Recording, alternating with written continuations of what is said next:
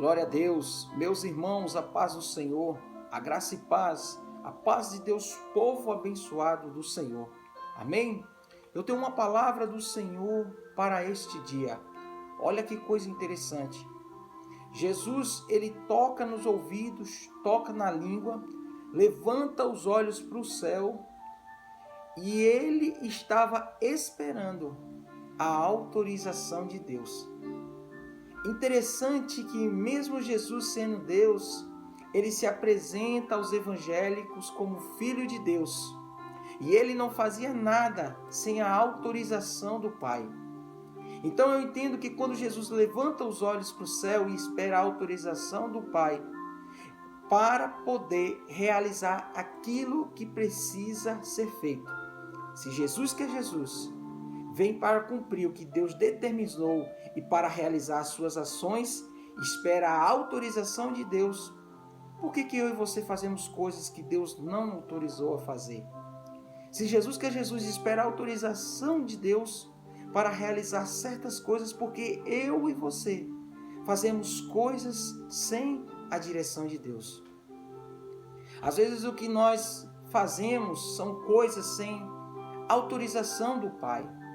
E o problema é que a gente vive a vida tomando decisões sem autorização e entra em furadas, entra em caminhos errados, decisões erradas, lugares errados, vivemos em momentos errados por causa da circunstância de viver fora da direção de Deus. Namora com gente que não é para namorar, vive com gente que não é para viver, casa com gente que não é para casar, entra em lugares que não é para entrar, vivemos momentos que não é para viver. E depois damos de cara na parede e dizemos que Deus é a razão das coisas terem dado errado. Quando na verdade lá atrás ele não ouviu a voz de Deus. Então precisamos viver de acordo com o que Deus nos autorizar. Deus mandou ir? Vai. Deus mandou fazer? Faça. Mas faça de acordo com o que for da direção de Deus. Mas talvez você fale, pastor, e se Deus ficar quieto? Se Deus se calar, se Deus não querer se manifestar? Eu quero dizer para você que eu aprendi no meu ministério que quando Deus não me diz a decisão que eu preciso tomar, é porque eu preciso ficar parado. Eu aprendi que quando Deus não fala o que eu tenho que fazer, é porque Ele quer que eu fique em silêncio. Porque o silêncio de Deus também é uma resposta. Nem sempre Deus vai falar sim ou não. Às vezes Deus não diz nada. E no dizer nada, acho que você também deve ficar parado, porque não é o momento certo de decidir. Então, se eu não tenho a resposta que eu preciso, não é o momento de decidir se eu não tenho a direção necessária de Deus.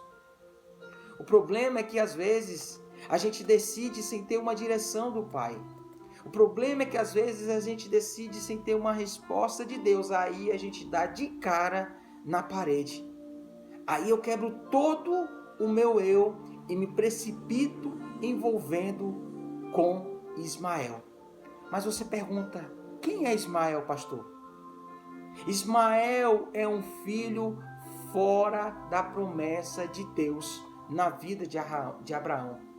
Ismael é o relacionamento precipitado que Abraão não soube esperar para adequar à vontade de Deus e acabou submetendo as precipitações do tempo errado no seu caminho. Você deve lembrar que Deus falou a Abraão, eu vou te dar um Isaac, só que no tempo determinado que eu decidi. A esposa então de Abraão decide se precipitar e decide então dar a sua concubina para Abraão. E quando Abraão se relaciona com a escrava, vai nascer Ismael. Mas você fala, Deus tinha falado em dar Ismael para Abraão? Não. Qual era a promessa de Deus a Abraão? A promessa de Deus a Abraão é Isaac. Porque o filho viria da esposa legítima. Só que Abraão e Sara não soube esperar o tempo. E como Abraão e Sara não soube esperar, se precipitou ouvindo Sara, veio então a Ismael. Ou seja, os dois se precipitaram junto, fizeram nascer Ismael. E guarda isso aqui, toda vez que Deus fazer uma promessa na sua vida, toda vez que Deus fazer uma promessa sobre a tua casa, o diabo ele vai se levantar lá na frente para poder te apresentar um Ismael que você não espera. Que é Ismael na história de Abraão, o filho da precipitação, daquele que não consegue esperar. Então o diabo ele sabe que Deus te prometeu, o diabo ele sabe que Deus tem para a tua vida, o diabo sabe quais os planos que Deus tem para você e ele vai oferecer um Ismael que você não espera. Um Ismael que venha tirar dos propósitos de Deus. Um Ismael que vai fazer gerar dor, um Ismael que vai fazer gerar lágrima, um Ismael que vai fazer gerar precipitação. Um Ismael que vai fazer gerar sofrimento, gerar decisões erradas. Então entende isso aqui. Às vezes o diabo apresenta aquilo que é mais fácil, mas nem sempre que aquilo que é mais fácil é a coisa certa na tua vida. Às vezes o diabo apresenta aquilo que parece necessário para o momento que você está vivendo. Mas nem sempre que é necessário para o momento é propósito de Deus para a tua vida. Às vezes é melhor esperar o tempo para Isaac chegar do que se precipitar e se envolver com Ismael e gerar consequências que você não espera. Às vezes é melhor esperar os projetos do Senhor se cumprirem de forma correta, para você lá na frente não querer jogar a culpa em Deus por não ter dado certo. Você recebe propostas quando você está bem? Você recebe propostas quando você está com a estrutura toda boa. Nem sempre virá, nem sempre vai acontecer, mas sempre vai vir bandejas do inimigo quando você estiver fraco, quando você estiver carente, quando você estiver com problema, as bandejas do diabo elas virão.